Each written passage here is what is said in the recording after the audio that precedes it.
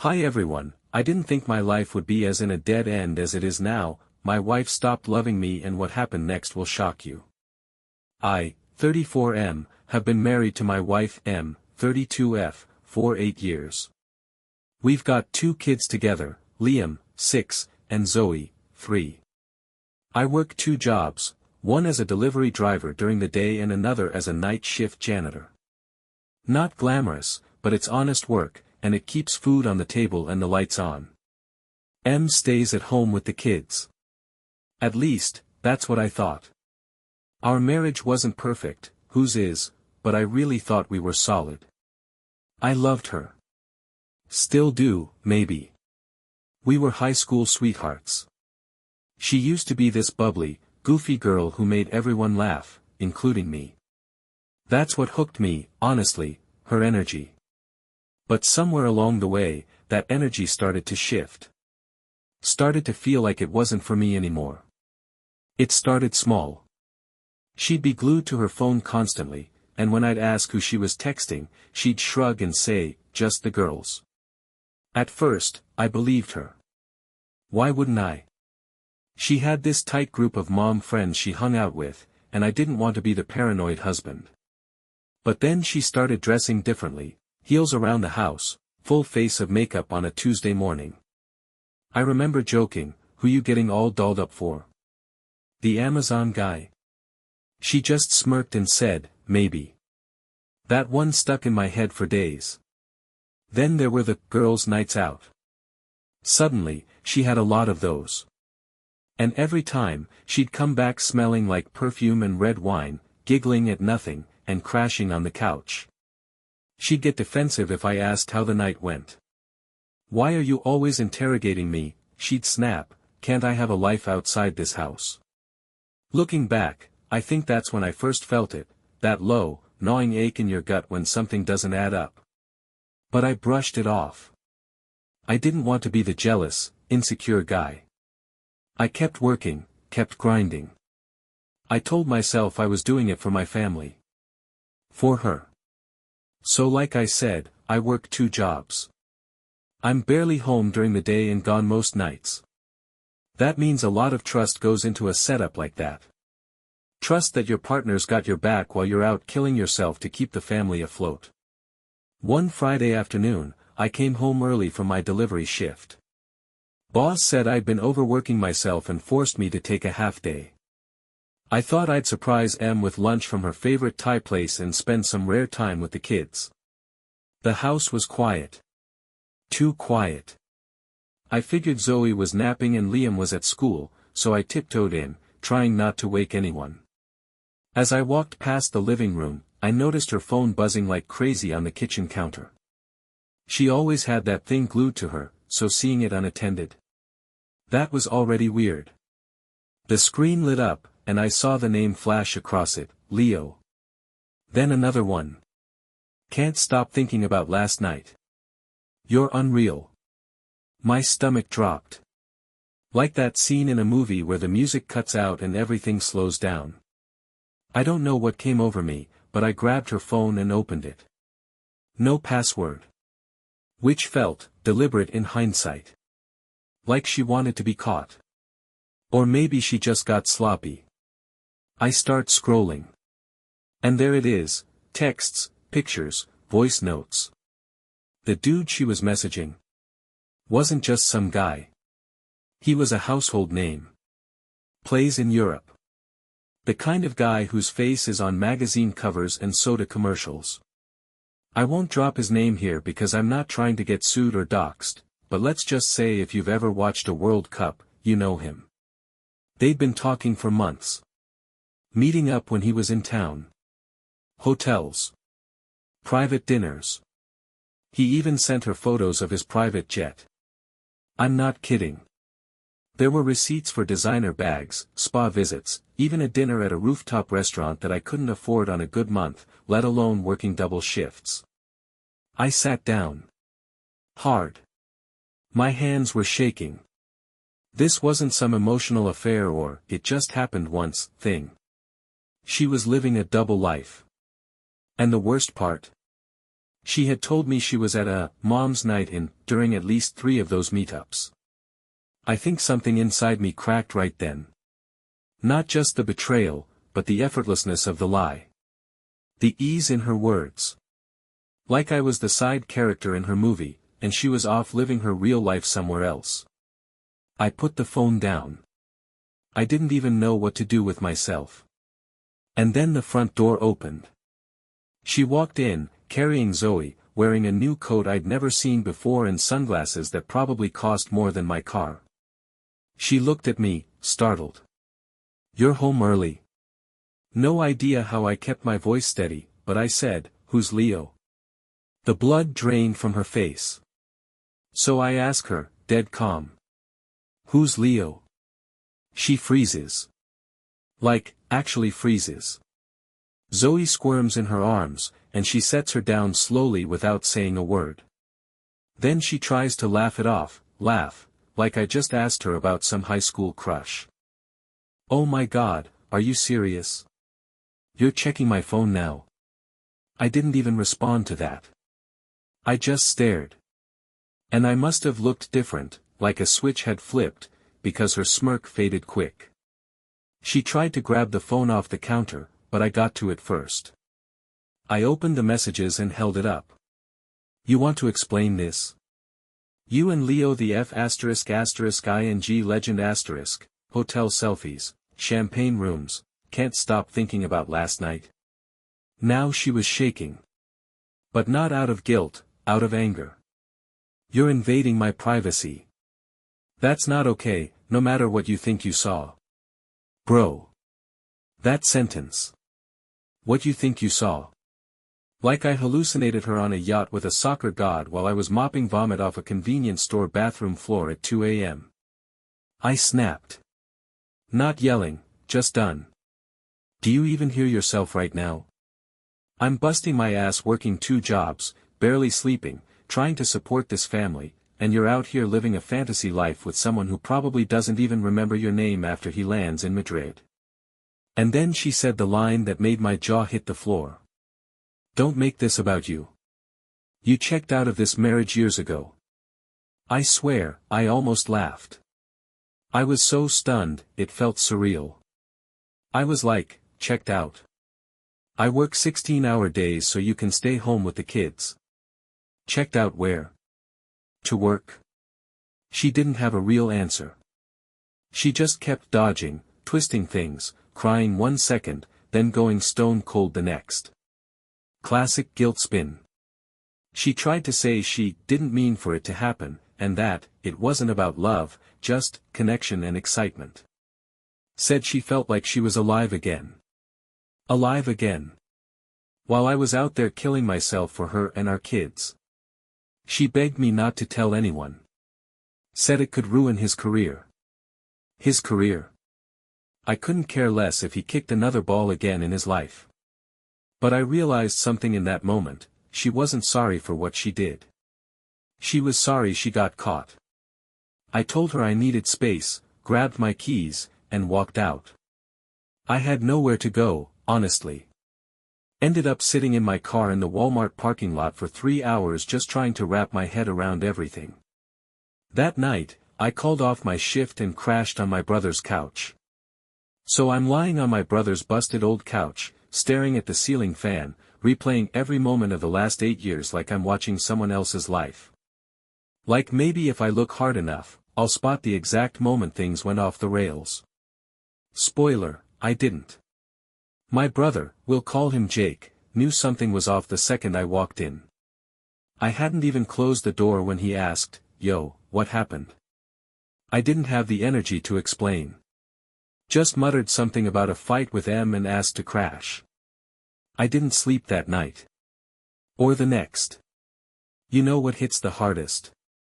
It's not just the betrayal, it's the reality shift. One day you're out here thinking you're building a life with your best friend, and the next you realize you've just been financing her fairy tale with someone else. Like I was the damn banker in her love story. The next few days were a blur. I didn't go home. M called a few times. Left voicemails crying, asking me to talk. Then she switched tones, texted me about being mature and co-parenting responsibly. Like she was trying to control the narrative before I even had a chance to process it. I didn't respond. I missed the kids like hell. That part broke me more than anything. Liam asked him why Daddy wasn't home and she told him I was working late. That sent me into a rage spiral. She was still lying. Still using me as a prop in whatever fantasy she was living in. I finally caved and asked Jake to bring the kids to me one evening. When they ran into my arms, I nearly lost it. I didn't cry in front of them, but I was choking it back. Liam asked why I was at Uncle Jake's. I told him Daddy just needed to rest. He's a smart kid, though. He knew something was up. He hugged me harder than usual. After they left, I broke. I mean broke. Cried like a damn floodgate had opened. Screamed into a pillow like some heartbroken teenager. I'd never felt pain like that in my life. It's not just heartbreak, it's grief.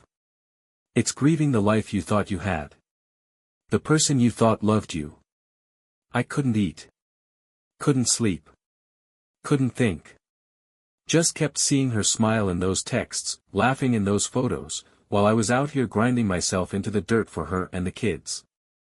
And I know this might sound weird, but there was also this messed up part of me that felt insecure. Like, what chance did I ever have competing with a dude who gets paid $500,000 a week to kick a ball? How was I supposed to fight that? But then I reminded myself, I wasn't the one who cheated. I wasn't the one who broke a vow. I was the one who stayed, worked, provided, sacrificed. That insecurity. That was her failure, not mine. After about a week of being a complete mess, something clicked. I was staring at my reflection in the mirror at Jake's place, eyes red, beard patchy, hoodie I'd been wearing for 3 straight days, and I didn't recognize the guy looking back at me. That guy was a ghost. A shell. And I realized, she did that to me. So I made a decision, I was done playing victim. I didn't deserve what happened, but I sure as hell wasn't gonna let it define me. I wasn't gonna be some footnote in her real-life soap opera. First thing I did. Lawyered up. A buddy of mine from my delivery route, divorced dad, solid guy, connected me to his attorney. Gave me a discount on the consult. We talked strategy. Custody. Assets. He said I had a strong case, especially with her infidelity and me being the primary breadwinner. Said I needed to document everything. So I did. Screenshots. Text logs. Her sudden spending. Even a receipt from some luxury spa day Leo paid for, yep, she'd emailed it to herself, and I found it in our shared inbox. Second thing. I confronted her again. This time, calm. Strategic. I met her at a neutral spot, a park. Told her the kids should play while we talked. She came in acting like we were gonna reconcile. Wore a short dress and fake sadness like it was perfume. She had this whole speech rehearsed about how she was confused and caught up in the fantasy, and needed time to figure out who she was. I told her flat out. You're not confused. You're just mad your double life blew up in your face. She tried to cry. I didn't budge. Told her I'd spoken to a lawyer, that I was filing for separation, and I wanted joint custody, but primary residence with me. Told her I wasn't playing games and I wasn't protecting her image anymore. And here's where it gets wild, she flipped the hell out. Accused me of destroying the family. Said I was overreacting, that he was just a phase, and that I should be grateful she wasn't leaving me for good. Grateful. I told her the only thing I was grateful for was seeing her for who she really was. Then I got up and walked away, while she sat there fuming like I'd just taken away her favorite toy. That night, I filed for legal separation. Told Jake I was staying until things got finalized. And you know what? For the first time in a long time, I felt peace. Not happiness, not yet. But peace. I wasn't waiting for her to change anymore. I wasn't begging for honesty. I was done giving my soul to someone who sold it off for champagne and clout. So things were already hell on the personal front. But I never expected it to blow up publicly, at least, not the way it did. About 2 weeks after I filed for legal separation, I'm at work, cleaning a fast food joint bathroom at 2 a.m., when my phone starts exploding. Like 50 notifications in 2 minutes. Group chats. Missed calls. Even my mom texted me, "What is going on?" I open Twitter and there it is, trending number 4 worldwide, Leo's American Scandal United States. Some gossip page leaked photos of Leo and M, full-on kissing in front of some rooftop bar, time-stamped for a date she told me she was staying in with a migraine. Another site posted screen caps of texts, including the infamous, "You make me forget I'm famous" message. Vomit. And someone, not me, leaked her name. Our last name isn't common. It didn't take long for internet sleuths to track down everything, our family photos, our wedding pics, which she still had up on Facebook at the time, because of course, and even pictures of our kids. I was furious. Not just because it was humiliating, but because my kids were suddenly in the middle of something global. People were dissecting our family like it was some Netflix docudrama. My inbox was flooded with messages. Some hateful, some supportive, some just nosy. One random dude even offered to buy my story for a podcast. Then the paparazzi showed up. Not kidding. They parked across from Jake's house for 3 days. Jake had to go outside and threaten them with a hose like it was a damn sitcom. M called me in a panic, crying, actually crying this time, saying she didn't know how it got out, that Leo's team was furious, and that he'd gone quiet. Turns out, Leo's people were trying to spin it as a short-lived connection with an unhappily married woman. His PR manager released a statement saying, Mr. Redacted, was unaware of the full circumstances and is no longer in contact with the individual in question. Unaware. Bro. There are texts of her talking about her kids. One even said, "He's with the sitter, I'm free all night."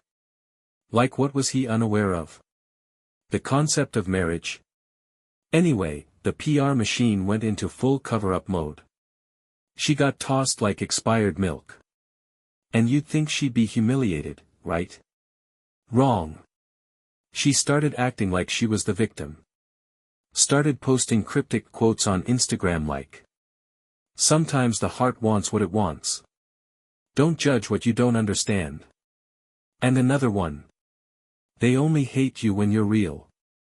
I couldn't believe it. This wasn't remorse. This was her trying to become famous off the scandal.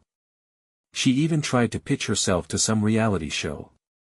One of those wives of things. I wish I was joking. She told me, if I can't fix things with you, maybe I can at least turn it into something positive. Like turning our imploded life into a damn branding opportunity. At that point, even her friends started backing away. A few of them DM'd me saying they had no idea she was going that far behind my back, and that they were sorry they didn't say anything. I appreciated it, but honestly, it didn't matter anymore. What mattered was making sure my kids were protected, and that I didn't lose myself in the middle of the chaos. After the media chaos died down a bit, I did what any sane person would do, I shut everything off. No social media, no press, no podcasts, no TMZ updates. Just silence. I moved into a small rental near my brother's place and focused on 2 things, my kids and my healing. Nothing else mattered. Liam and Zoe started spending most of the week with me. My lawyer helped push for temporary primary custody since M's name was suddenly in tabloids with captions like, "Soccer star's American mistress." Yeah. That was fun to explain to a 7-year-old. I started therapy. First time in my life. Never thought I'd be sitting in a room with a stranger talking about emotional betrayal and boundaries, but I'll say this, therapy slaps. I didn't realize how much I was burying. Years of guilt, resentment, self-doubt. All of it just sitting there, like I'd packed it into a box labeled, "Deal with later." I started going to the gym again, lost 15 pounds. Not for a revenge body, or anything like that. Just because I needed to feel like me again. Like I had a body, a mind, a purpose outside of being her husband or their dad or that guy who got cheated on by a soccer god. And that's when the message came. I was at work, mid-lunch break, scrolling emails. One stood out. It had no subject line. Just said, "Hey. This might be weird, but I think we should talk. M************. It was from his wife. Or, ex-wife, technically. The woman married to Leo, the soccer star. I nearly dropped my phone. I read the email 5 times. At first, I thought it was fake. But it wasn't. Her name matched up. And attached was a small, password-protected PDF. I didn't open it right away. I sat there sweating through my shirt like I was about to crack open a CIA file. When I finally opened it that night, the file was titled, "For Your Records." Inside. Screenshots. Emails. Voice notes. It was everything. Every message M had sent Leo. The full extent of it. Even stuff I hadn't seen, stuff that made me sick to my stomach all over again. Her talking about our sex life. Calling me predictable, boring, even emotionally needy. Yeah. The guy working 70 hours a week so she could live comfortably. Emotionally needy. But then, there were his messages. And that's where things got twisted. Turns out, he knew she was married. He knew about the kids. He even encouraged her to be discreet and said, "Guys like her always marry too safe too soon." Like I was some bland starter husband she was supposed to outgrow. And you know what the kicker was? Leo was married too. Had a kid no one knew about. His wife. She'd been dealing with his cheating for years.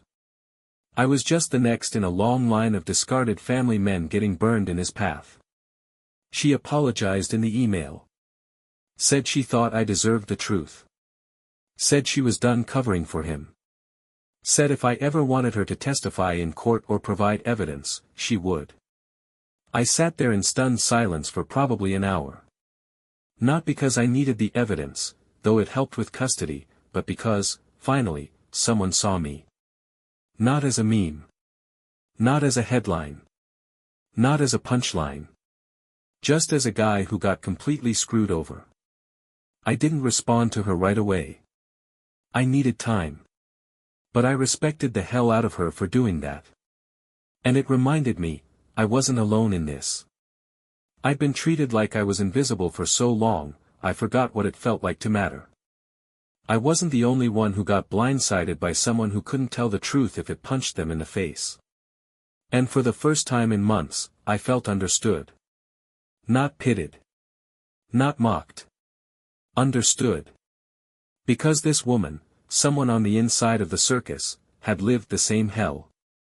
And instead of turning bitter or going radio silent, she reached out. Not for drama. Not for clicks. But just, to say, "Hey, I know what it feels like. And I got you if you need it." That meant more than I can explain. I didn't take her up on the court offer. Not yet. I was still working through my own mess, trying to rebuild some kind of stable foundation for the kids. But knowing I had that file, that backup, that truth tucked away in my inbox, that gave me strength. And I needed that strength. Because co-parenting with someone who still lives in delusion land is a challenge I wouldn't wish on anyone. She tries to play the fun mom now, shows up late with gifts, posts curated selfies with the kids and captions like, "My whole world red heart #momlife." But underneath it all, she's flailing. Still chasing attention. Still trying to rewrite the story like she wasn't the author of her own downfall. Me? I'm just living. Quietly. Honestly. I go to work. I pack school lunches. I read Zoe bedtime stories and listen to Liam talk about Minecraft like it's a stock portfolio. I still get sad, don't get me wrong. There are nights where the silence hits hard and the ghost of what could have been taps me on the shoulder. But it doesn't break me anymore. It reminds me that I survived. I went through emotional war, and I came out on the other side still standing. A little bruised, sure. A little wiser. But stronger than I ever thought I'd need to be. And now? I'm not looking back. I don't care about Leo and his fake PR redemption arc. I don't care about M's new influencer hustle. I care about two things, being a damn good dad, and building a life that feels like mine again. One day at a time. One meal, one bedtime story, one small win at a time. Because real love? Real loyalty? That stuff isn't flashy. It's not yachts and champagne and secret rooftops. It's showing up. Every day. Even when it's hard. Especially when it's hard. And that's the kind of legacy I want to leave behind. And it reminded me, I wasn't crazy. I wasn't overreacting. I wasn't the jealous, insecure husband she painted me to be. I was just a guy who loved too hard and trusted too much, and got left in the wreckage of someone else's ego trip. From that moment on, I made a vow, no more looking back. No more rereading texts or second-guessing myself. No more wondering what I could have done differently. Because the truth is, I showed up. Every day. I fought for my family, even when it damn near killed me. And she made her choices.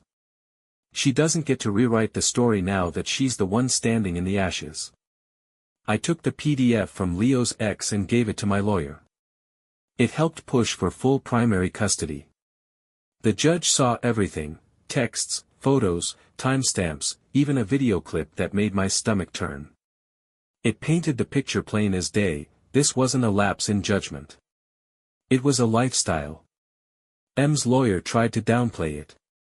Said she was rediscovering her independence. Bro, please. This wasn't eat, pray, love. This was lie, cheat, gaslight. In the end, I got custody. She got weekends. Supervised, for now. She's still trying to spin it. Still posting vague quotes and acting like she's some kind of misunderstood rebel queen. But fewer people are buying it now. The glamour's worn off. Leo moved on. His team scrubbed every trace of her from his online presence. And she's just stuck. In limbo. The world moved on, and she's left holding a shattered illusion. But me? I'm rebuilding. Quietly. On my own terms. I wake up with my kids' laughter in the other room. I make breakfast while Zoe dances in the kitchen and Liam tells me about dinosaurs. I take them to the park on Sundays, and we eat ice cream on the curb like life isn't complicated. And for the first time in years, I feel present. Not surviving. Not enduring. Living. I still have hard days. I still get flashbacks. But I don't drown in them anymore. I've learned to swim through the pain, to breathe above it. I'm not bitter, I'm just wiser.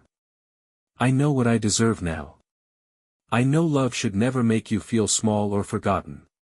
And one day, maybe, I'll find someone who sees that. Who sees me. Until then, I'm good. I've got my kids. I've got peace. And most importantly, I've got myself back.